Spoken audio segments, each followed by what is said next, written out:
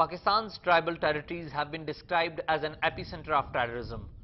The area has attracted tremendous global attention in the last few years, and many international experts have written at length about it.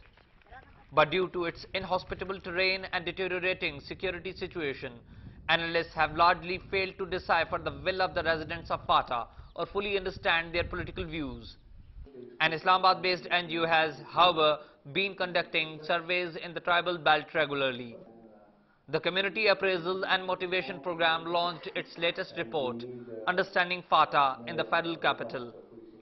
The report is grounded in a comprehensive survey conducted in the volatile tribal territories of the country.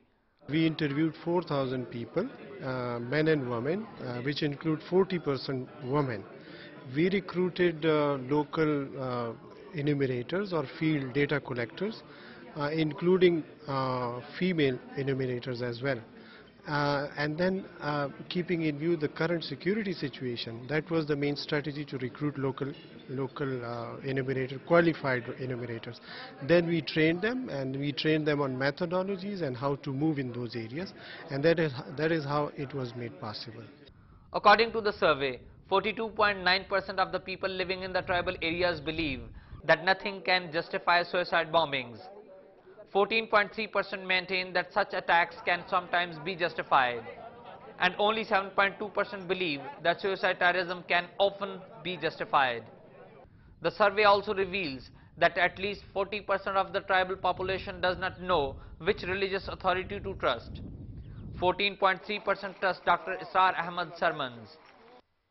Interestingly, 59.28% people trust Imam-e-Kaaba. But the people who participated in the survey did not seem to trust the Council of Islamic Ideology at all.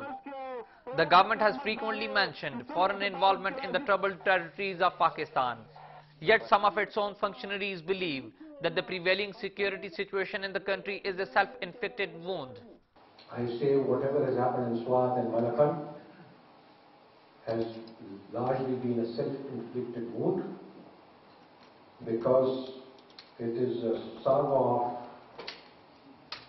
of terrible, sorrowful, tragic mismanagement. The world is focusing on FATA, yet an MNA from the area, Munir Khan Orakzai, maintained that the people living in the tribal territories are not benefiting from the international financial assistance. FATA has tremendous strategic significance.